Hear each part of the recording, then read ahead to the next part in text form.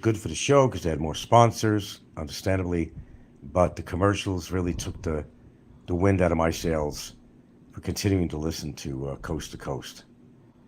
Yeah. Then he had some really ridiculous guests on there too, and I kind of lost faith in the show because he had some real idiots on there that were totally unbelievable in the stories they told. Unprovable stories, out of the world stories that would make even the biggest skeptic, well, even be more skeptic. Some of the stuff on there was a lot of crap, but there was a lot of good guests on there, scientists and otherwise. Where you don't hear it in the mainstream media, a lot of these stories, whether it's about unidentified flying objects, extraterrestrials and all that, paranormal, everything. It's really interesting to listen to. It's always interesting to listen to somebody else's side of a story. That's what's great about it. That's why radio is great. Radio is great because your attention goes to their voice and what they have to talk about. But then again, it gets all screwed up when a commercial comes on. Then you lose train of thought and maybe lose interest in watching the rest of it. But they have to make money. That's how he gets his salary. And how the radio station makes their money. Howard Stern, too. My God. Howard Stern was one of the better ones. That guy's he's a billionaire. Why is he a billionaire? Because he came on radio and he said what he believed. He showed his true self and what he believed in. He did not let anybody influence him at all. That's kind of like me. I'll never be a Howard Stern, but I admire him for the guts he has, the balls he has to go against major radio stations and say, fuck you. You're telling me not to talk about this? Or you want to turn my show into country music? That happened to him one time early in his career. He had a way of dealing with people that was incredible. Did you listen to the great Gildersleeve's radio show? No. Was there something called Gildersleeve Radio Show? Or is that a joke? No, I didn't. I listened to a little bit of My Prairie Home. Now that was good radio. That was good radio. I didn't really get too involved in it. I've listened to a number of episodes. That was good radio. That was good radio. It's hard to replace things like that. It really got you involved in believing you were like almost you were living in this small town and what small town life was all about. But you know something, YouTubers have that creativity too. They can do that on their show. I tried to do it in so many ways on my show until I get attacked or something, but I've tried to kind of copy that concept on, the reality, what it's like actually living simply through my eyes and my experience of living out here in the Philippines. Tried to do the best I could. I probably could do a better job if I was really gung-ho about making a future of this. But I think I'm way beyond the ability to do that on my show because I'm being attacked all the time. It's not worth it. And it's not that I'm looking for money out of this show. I didn't come on for the money, that's for damn sure. When I came on, all I ever did was uploads. Even at that time, I had the capacity to do lives at one point, and I never did for a long, long time. Actually, it was a comedy like Jack Benny and George Burns. Yeah, people loved. I mean, that's when family was family. They weren't on no fucking cell phones like we are. They gathered around as a family in the living room, their soft drinks, popcorn, snacks, whatever they had. And as a family, they sat down as a family. They related to each other. All their attention was on that wooden box that had a speaker on it.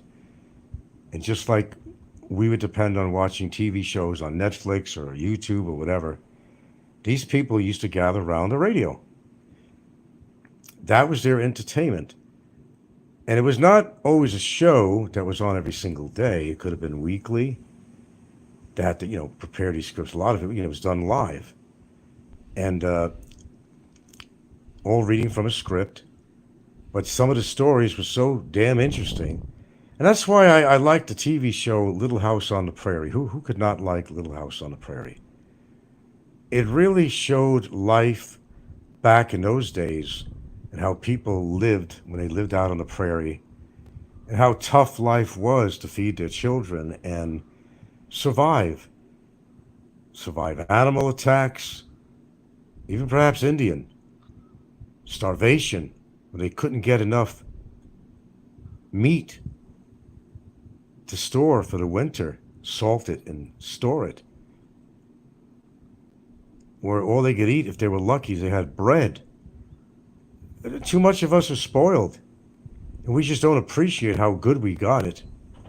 If you want to listen to these stories and like Little House on the Prairie and all these stories that you hear that are very real life, they're not made up, not always scripted. I mean, they're real stories. Some of them are, fiction, but they're still interesting to listen to because it still depicts of what life was like, even though it was a fictional story on the radio of a fictional town. It really got people to listen. It brought you to that little town on, the prairie or wherever it might have been, and it showed or talked about how people are actually living. You weren't born in those days. None of us were. Although a lot of that still goes on today, that people are living like that. Yeah, say hello to Popeye. Only the shadow knows. So I don't think people appreciate what they got. I really don't think they do. I honestly do not. We as a species, we're too spoiled. But watch what happens when our natural resources get swept away. What are you going to do? You're going to eat your neighbor? Probably. I wouldn't put it past you. Now, you might say I could never get down to do something like that, but that's bullshit. Look what happened in the Andes. The plane crashed back in 19, when was it? I don't know what the date was.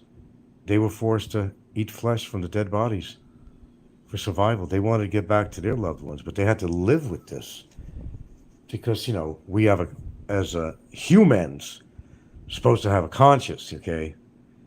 That, and whether it's related to religion or whatever it might be related to, that we just don't cannibalize each other.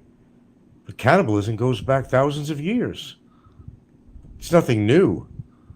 But we are saying we know it's just, it's a sin to eat human meat.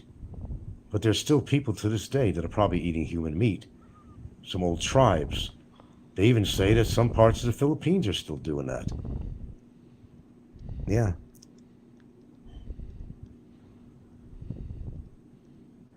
When was the last time I see a kid? I see a lot of kids riding bicycles here. I see a lot of them. I see them all the time. All the time. They're riding motorcycles. They're lucky enough to have a family who can afford it. My girlfriend's kids, one of them rides a bike to school. He brings his brother with him who hasn't learned how to ride yet to school. And his brother comes back on a trike. They would rather watch a kid ride a bicycle on YouTube. Well, we don't got all the cleanest material on YouTube on here coming from vloggers. And people like to sensationalize just about everything on YouTube. And I guess it's a reflection of the life that they're actually living. Like, Popeye simulcasting my show now or copying it, whatever he's doing.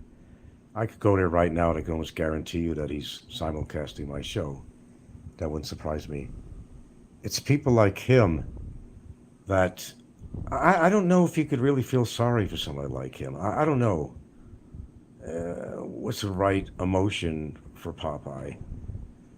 It's painfully obvious that he's not living a very lively life. It's painfully obvious that he has more time on his hands than many people out here do, inclusive of me. I'm retired and so forth. I don't live on the most exciting island, and I don't. But it's my choice to be here. I want more excitement, whatever. I go somewhere, go to Cebu, whatever. Go out and eat in nice places. Go to the mall. Enjoy the ambiance of the mall and the air conditioning and the different stores that you can get supplies in that you can't find on the islands. It's a pleasure. It's not always a business trip. It's a pleasure trip. I enjoy going to Cebu, but for a set amount of time. Then I'm more than happy to be on my way home after I take care of the business I need to take care of, and after I buy what I need to buy, food supplies, whatever it might be, clothing. I'm more than happy to go home to my little prairie home here on the island. I'm more than happy to be here. More than you know. This is my zone. This is my, what's the word I'll use? My sanctuary.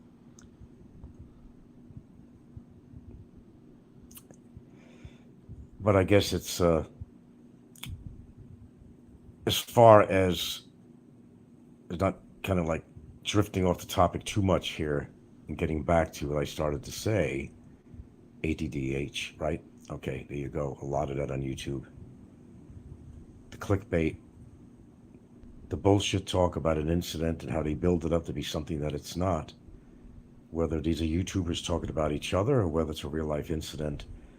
With example, which is the best recent example of the guy, 26-year-old that they believe was abducted, and whether or not he's alive or not, whether that body that washed up is his, is not, they have not. First of all, the crime scene was already contaminated because these Filipino guys tried to drag his body in a little bit over onto the stone edge and went back in the water again. But the scene was already compromised. The scene was compromised. I don't know. I don't get into that blood and gore shit. You know, out of human curiosity, I may look, then I'll kind of like regret it later, you know? But I do think a lot of Filipinos are desensitized to blood and gore out here. Dead bodies being shot from gangs or police or whatever happened. Drug deals gone bad. I don't think if you're living in an inner city, I don't think there's one person who has not seen or been by a crime scene or seen somebody get killed or know of somebody that got killed, whether it was over drugs, over it was a crime of passion, whatever it was. I think everybody's experienced it was an accident, which a lot of them happened, mostly on motorcycles. That's why I don't drive a motorcycle. Tell you right up front, I don't. Had an opportunity to buy one. In fact, we did get one to try out and just see if it's something that I. And I said, nah, nah, it's not for me. The more I heard of motorcycle accidents and I seen how people drive out here, it's not for me. I've gotten a little older. I don't think I need to be behind a steering wheel. Because God forbid something did happen to me and I had a heart attack or something. How many people am I going to mow down? How about my family in the car that I could get killed? That's the way my mind thinks. I think of other people. I don't just think about myself, which I think a lot of people on YouTube don't give a shit about anybody either way. You know, it's my way or the highway is the basic attitude on YouTube. So don't even do these shows, give them even the views. When they come out with clickbait, just unsubscribe. There's a lot of shows to listen to that's worthwhile. Fuck the clickbait. And I'm going to say it again. If your monetary needs are that bad that you have to depend, there's a big difference. Instead of supplementing your income, but depending on your income by going on YouTube and monetizing your channel, that you are actually dependent on your survival. And we know somebody who is, and we know numerous people that is dependent on that. Then you should have never came here in the first place. That's my thought on this. Okay, guys, thanks for listening. That'll be it for the rest of the day. Oh, that's it for the rest of the day. I guess he didn't enjoy that I simulcasted him. Well, I hope you guys enjoyed everything that you heard. And my, motorcycles, cars. Frank had no opportunity. Frank has no license. Frank has had no license for a long time. When you are unstable and you're on medications as he is, they will not allow you to have a license. Simple as that. But I'm glad you and guys enjoyed our short time together. You have a wonderful night, and you guys are more than welcome. Steve, Mike, Don, thanks for coming in, Susan, Susanna, Billy Jack, Juarez. You guys stay cool, and I will catch you